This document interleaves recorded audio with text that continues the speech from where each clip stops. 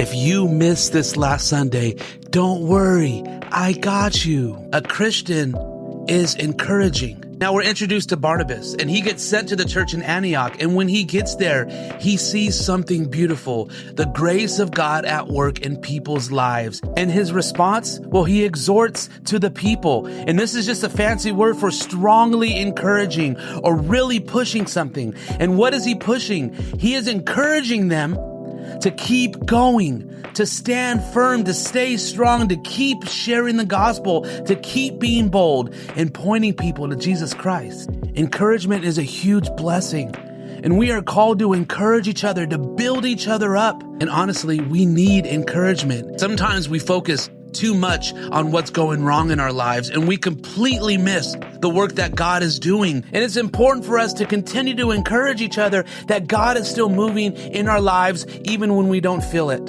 Encouragement might be the very thing that helps someone grow. A Christian is faithful. Here is a powerful part. Barnabas didn't just say it, he lived it. Verse 24 says, Barnabas is a good man, full of the Holy Spirit, full of faith.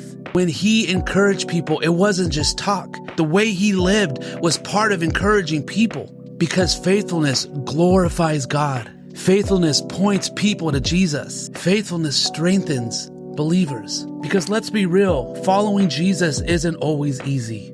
There are hard seasons and many moments where we feel discouraged. When we surround ourselves with people that are faithful and encourage each other and build each other up, something powerful happens. It builds unity. It builds strength.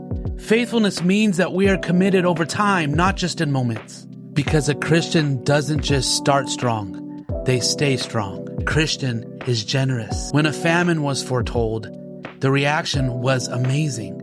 It wasn't fear. It wasn't delay. And the church was young, but generosity was already part of who they were. Everyone gave according to their own ability. Everyone participated. But not everyone gave the same, because it's not about comparison.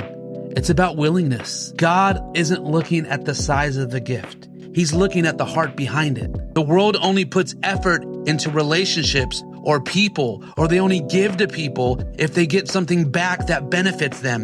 And if they don't put in the effort. They don't give. But that's not what we see here. These believers gave to glorify God and to care for each other, not to benefit themselves. Because for the early church, giving was a sacrifice rooted in love.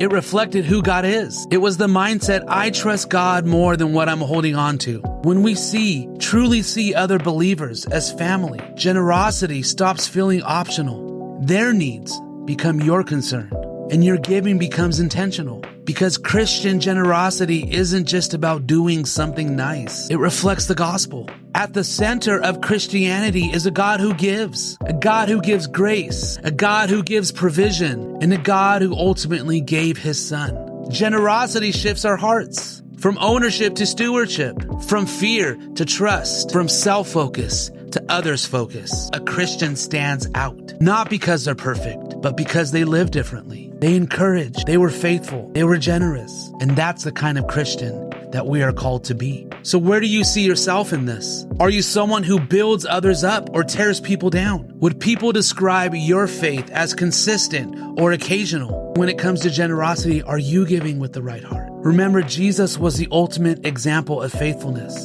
Jesus was the ultimate act of generosity. Jesus is the ultimate source of encouragement and hope. So ask God to shape you into this kind of Christian, a Christian who stands out, a Christian who reflects him.